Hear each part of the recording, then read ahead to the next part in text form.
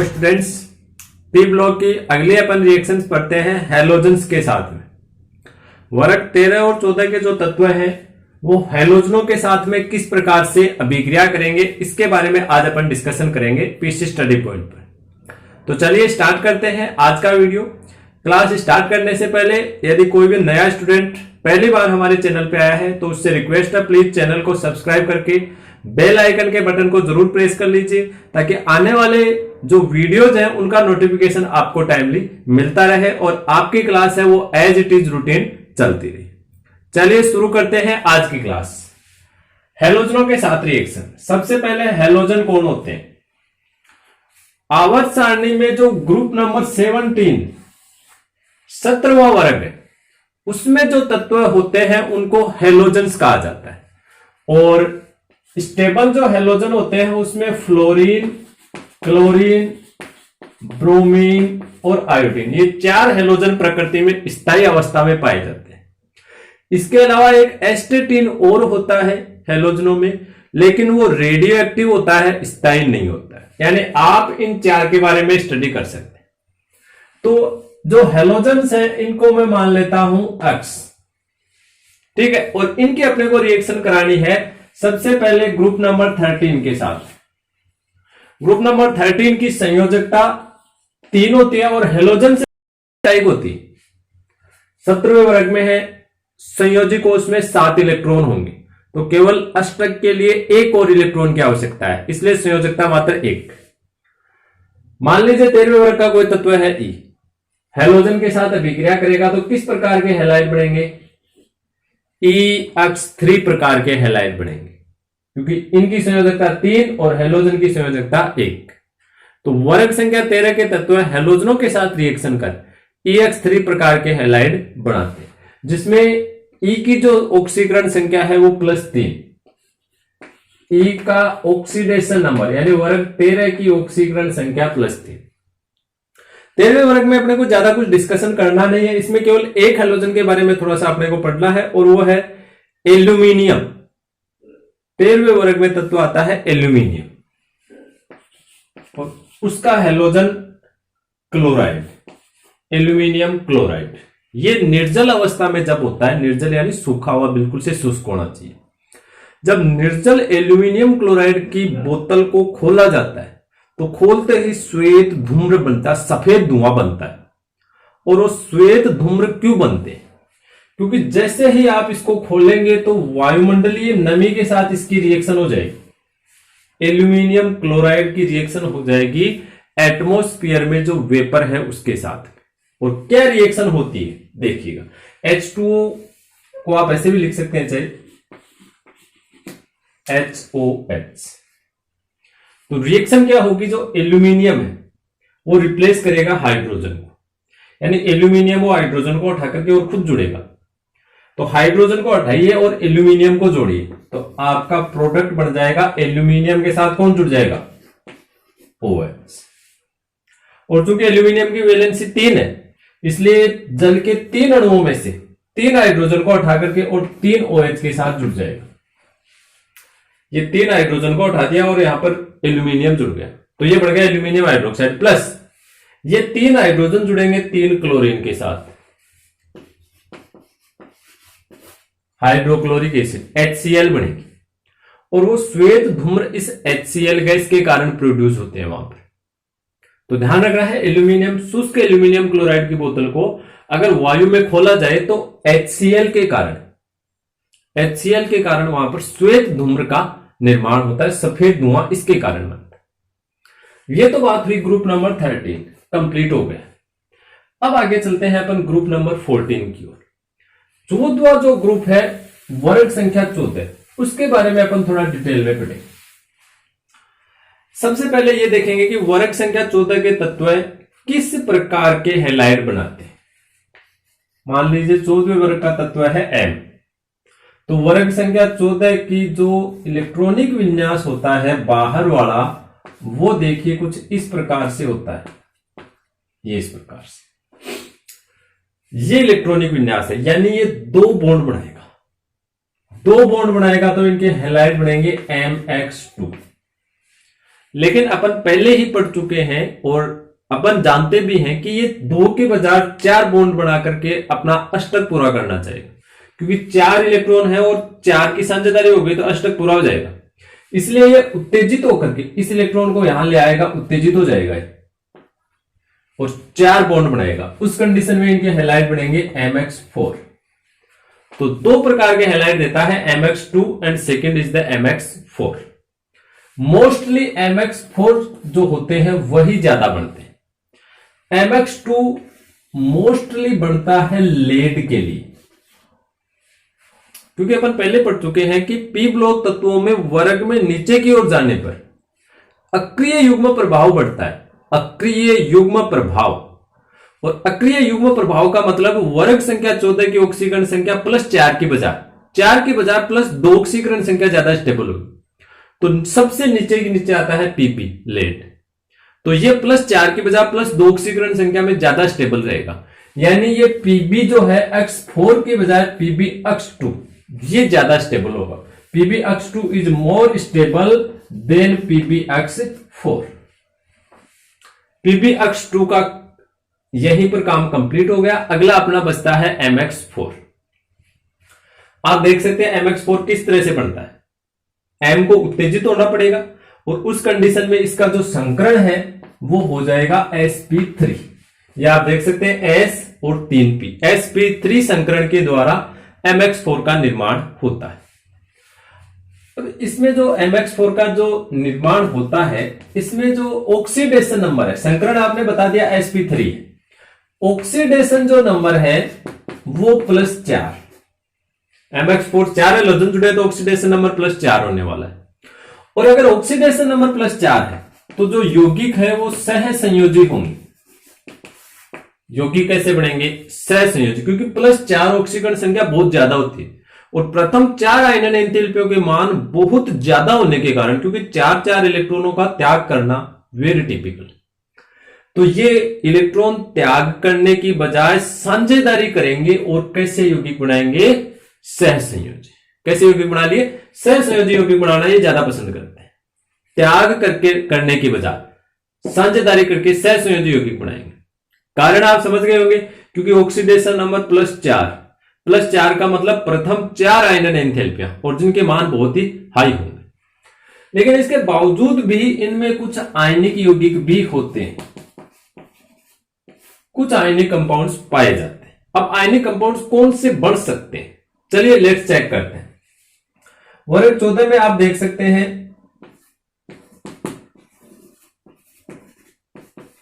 ये वर्ग 14 के तत्व, और हैलोजनों में आप ये देख सकते हैं।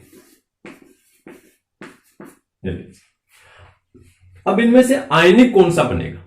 आयनिक वो बन सकता है जिसकी ऑक्सीकरण संख्या कम हो, जिस तत्व की ऑक्सीडेशन नंबर आयनन एंथैल्पी, माफ कीजिएगा, इलेक्ट्रॉन त्याग करने के लिए जो ऊर्जा चाहिए आयनन एंथैल्पी, उसका मान कम हो। तो सबसे कम आयनन एंथैल्पी है आपको नीचे की ओर मिलेगी, पीबी, एसएन, इनके आयनन एंथैल्पी आपको कम मिलेंगे। दूसरा, जो हैलोजन है वो भी इलेक्ट्रॉन अट्रैक्ट करने यानी इलेक्ट्रॉनों को आकर्षित करने में सबसे ज्यादा स्ट्रॉन्ग होना चाहिए, यानी उसकी विद्युत ऋणता सबसे ज्यादा होना चाहिए। यानी यहां पर दोनों जो फैक्टर है वो अप्लाई होने चाहिए कि भाई ये सरलता पूर्वक इलेक्ट्रॉनों का त्याग कर दे, प्लस इनके इलेक्ट्रॉन त्याग करने में ये भी इनकी मदद करे कि ये इनके इलेक्ट्रॉनों को ताकत लगा करके खींच ले, ये त्याग करने का प्रयास करे और ये जो हैलोजन है इलेक्ट्रॉनों को खींचे, तो आयनिक कंपाउंड बन सकता है।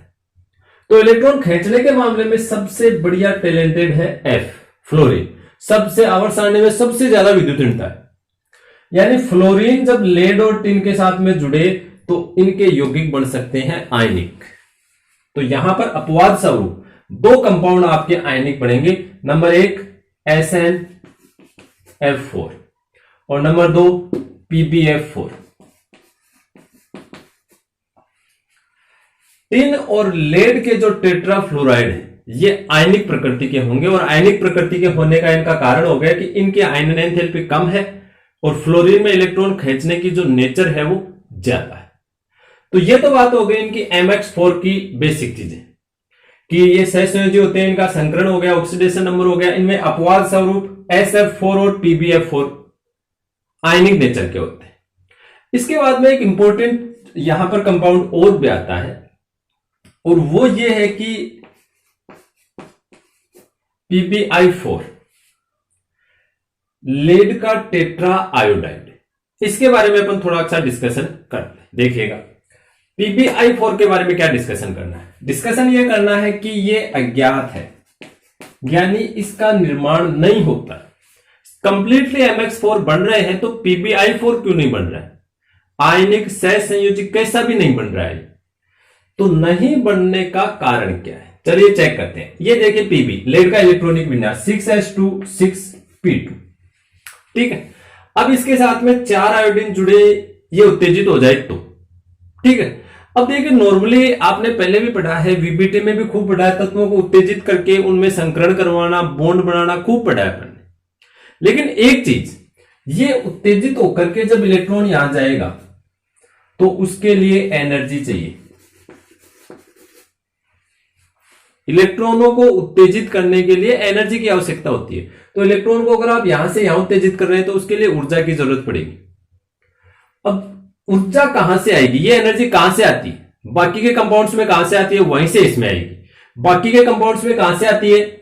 जब Pb और I के बीच में बॉन्ड बनेगा तो ऊर्जा का उत्सर्जन होता है। ध्यान रखिएगा, अगर किन्हीं भी दो परमाणुओं के बीच में बॉन्ड आपको तोड़ना है तो वो उष्माशोषी प्रक्रम होगा, और अगर दो परमाणुओं के बीच में बॉन्ड बन रहा है तो वो उष्माक्षेपी प्रक्रम होगा। यहां से उष्मा का उत्सर्जन होगा और इस ऊर्जा के द्वारा ये इलेक्ट्रॉनों को उत्तेजित किया जाता है। कितनी ऊर्जा का उत्सर्जन होगा? जितना स्ट्रॉन्ग बॉन्ड बनेगा उतनी ही ज्यादा एनर्जी का उत्सर्जन होगा। यानी यहां पर बॉन्ड कैसा बन रहा है, इस बॉन्ड की सामर्थ्य पर डिपेंड करता है कि कितनी ऊर्जा उत्सर्जित होने वाली। और PbI का जो बॉन्ड है बहुत ज्यादा कमजोर, बहुत ज्यादा वीक बनेगा। कौन सा बॉन्ड कमजोर होता है और कौन सा स्ट्रॉन्ग? जो बॉन्ड जितना ज्यादा छोटा होता है, बंध लंबाई जितनी कम होती है, वो बॉन्ड उतना ही स्ट्रॉन्ग होता है, मजबूत होता है। और बंध लंबाई जितनी ज्यादा होती है, बॉन्ड उतना ही कमजोर होता है। और यहां पर Pb 14वें वर्ग में सबसे नीचे नीचे, आयोडीन हैलोजनों में सबसे बड़ा हैलोजन, दोनों ही बड़ी साइज के, और बड़ी साइज के परमाणुओं के बीच में बड़ा ही बॉन्ड बढ़ता है, यानी लंबा बॉन्ड बनेगा। और बंध लंबाई ज्यादा होगी, इसका मतलब उस बंध की सामर्थ्य कमजोर होगी, वीक बॉन्ड बनेगा। वीक बॉन्ड बनेगा तो ऊर्जा का उत्सर्जन कम होगा, और ऊर्जा का उत्सर्जन कम हो रहा है तो यहां पर इतनी कम ऊर्जा उत्सर्जित होती है कि ये इसके 6s के इलेक्ट्रॉनों को उत्तेजित करने में सक्षम नहीं है। ऊर्जा यहां पर इलेक्ट्रॉनों को उत्तेजित करने के लिए ज्यादा ऊर्जा चाहिए, और यहां पर ऊर्जा का उत्सर्जन हो रहा है कम, यानी 6s के इलेक्ट्रॉन उत्तेजित नहीं होंगे। और अगर उत्तेजित नहीं हुए तो 4 बॉन्ड भी नहीं बन सकते, 2 ही बॉन्ड बन सकते हैं। तो इसका मतलब कुल मिलाकर के PbI4 इसका निर्माण नहीं होगा। तो अगर आपको इस तरह का क्वेश्चन पूछ लिया जाए कि PbI4 अज्ञात क्यों है, तो आप इसका आंसर कुछ इस प्रकार से देंगे कि Pb तथा I के बंध से उत्सर्जित ऊर्जा सिर्फ Pb के 6s के इलेक्ट्रॉनों को उत्तेजित करने के लिए पर्याप्त नहीं होती है, अतः PbI4 अज्ञात है। इस प्रकार से आपको इस क्वेश्चन का आंसर देना है। ऐसा एक और क्वेश्चन देखिए, इससे मिलता जुलता लेकिन इससे थोड़ा सा अलग होगा। एक और देखिए क्वेश्चन मैं आपके सामने प्रस्तुत करता हूं। देखिए दूसरा क्वेश्चन ये है, SiF6-2 ज्ञात है जबकि SiCl6-2 अज्ञात है। यह अज्ञात है और इसके अज्ञात होने का कारण क्या है? जब ये बन सकता है तो वो क्यों नहीं बन रहा है? इसका देखिए कारण क्या होगा। यहां पर आपके पास में सिलिकॉन है और इस पर आपको चारों ओर जोड़ने हैं 6 फ्लोरीन। यहां भी आपके पास में सिलिकॉन है, यानी सेम है दोनों, और इसके चारों ओर आपको जोड़ने हैं 6 क्लोरीन। अब फ्लोरीन की तुलना में क्लोरीन की साइज बड़ी होगी। फ्लोरीन होता है छोटी साइज का और क्लोरीन की साइज होती है बड़ी। और आंसर यही है इसका कि सिलिकॉन के चारों ओर बड़े आकार के 6 क्लोरीन, क्या इसके चारों ओर इस साइज के 6 क्लोरीन आकर के इससे टच हो सकते हैं क्या? पॉसिबल नहीं है। तो यहां पर क्लोरीन की बड़ी साइज साइज बड़ी होने के कारण ये ज्यादा से ज्यादा लगभग मेरे ख्याल से 3 या ज्यादा से ज्यादा 4 अटैच हो सकते हैं, बस 4 तक की। 4 से ज्यादा क्लोरीन इस सिलिकॉन से आकर के टच नहीं हो सकते। तो इसका कारण आपको ये बताना है कि SiF6 का निर्माण होता है क्योंकि फ्लोरीन छोटे आकार के होने के कारण 6 फ्लोरीन सिलिकॉन के चारों ओर व्यवस्थित हो सकते हैं, अतः SiF6 का निर्माण होता है। जबकि क्लोरीन का आकार बड़ा होने के कारण 6 क्लोरीन सिलिकॉन के चारों ओर व्यवस्थित नहीं हो पाते, अतः SiCl6 का निर्माण नहीं होता है। ठीक है, इस तरह से आपको क्वेश्चन पूछे जा सकते हैं। इसी से रिलेटेड अगर और भी कोई आप क्वेश्चन पूछना चाहते हैं तो वो आप कमेंट बॉक्स में आकर के पूछ सकते हैं, उसका आंसर आपको नेक्स्ट वीडियो में डेफिनेटली मिल जाएगा। आपको किसी भी प्रकार का कोई भी क्वेश्चन हो तो वो आप कमेंट के माध्यम से हमसे पूछते रहिएगा। चलिए हेलो, आज का वीडियो कंप्लीट करते हैं। बस लास्ट एक टॉपिक आपको बताना है कि जो MX4 जो हैलाइड बनते हैं उसमें एक कार्बन का हैलोजन अगर छोड़ दिया जाए, जैसे कार्बन का हैलोजन है CCl4, इसके अलावा बाकी के जितने भी हैलोजन है जैसे SiCl4 है, ये सारे सरलतापूर्वक जलपघटित हो जाते हैं, जबकि CCl4 का जलपघटन सरलतापूर्वक नहीं होता है। लास्ट एक क्वेश्चन है आपके लिए, SiCl4 का जलपघटन और ऐसे जितने भी हैलाइड है सबके हो जाएंगे, केवल कार्बन CCl4 का नहीं होगा। तो देखिए ऐसा क्यों नहीं हो रहा है, ये जलपघटन कब होगा? ये जो H2O में ऑक्सीजन है इसके पास में होता है लोन पेयर, और ये अपना लोन पेयर क्या करेगा, इधर जो भी केंद्रीय परमाणु है उसको दान करेगा, जैसे कार्बन को या सिलिकॉन को दान करेगा। अब सिलिकॉन तो तुरंत एक्सेप्ट कर लेगा क्योंकि सिलिकॉन के पास में आगे बहुत सारे खाली रिक्त डिकक्षक पड़े हैं, तो उन डिकक्षक में तुरंत लोन पेयर एक्सेप्ट कर लेगा। लोन पेयर एक्सेप्ट करते ही रिएक्शन हो जाएगी, जबकि कार्बन ऐसा करने में सक्षम नहीं है क्योंकि कार्बन के पास में तो 4 ही कक्षक थे, चारों में बॉन्ड बढ़ चुके हैं, कोई खाली कक्षक नहीं है। अब खाली कक्षक नहीं है तो लोन पेयर नहीं ले सकता, लोन पेयर नहीं ले सकता तो इजीली रिएक्शन भी नहीं हो सकती। तो ये कारण है कि CCl4 का जलपघटन नहीं होगा, और इसका जो जलपघटन है आप इजीली करवा सकते हैं। रिएक्शन आप लिख सकते हैं जो अभी मैंने लिखी थी एल्यूमिनियम क्लोराइड वाली, सेम वैसे ही बिक गया, AlCl3 + 3H2O। अभी लिखा था ना आपने, एल्यूमिनियम हाइड्रोक्साइड + 3HCl, सेम ऐसी रिएक्शन ये हो जाएगी। यहां पर 3H2O की बजाय आपको 4H2O लेना पड़ेगा और प्रोडक्ट बन जाएगा SiOH का होल 4 + 4H। ये देखिए सिलिकॉन के टेट्राक्लोराइड का सरलतापूर्वक जलपघटन हो चुका है, CCl4 का जलपघटन नहीं हो रहा है। इसी टाइप के और भी अगर कोई भी क्वेश्चन है तो वो तुरंत फटाफट कमेंट बॉक्स में जाकर के टाइप करके हमें भेज दीजिए। साथ ही अपने जो सुझाव है वो भी कमेंट करके हमारे साथ में जरूर शेयर कीजिएगा। आज की वीडियो को अंत तक देखने के लिए आपका बहुत बहुत धन्यवाद। जय हिंद, जय भारत।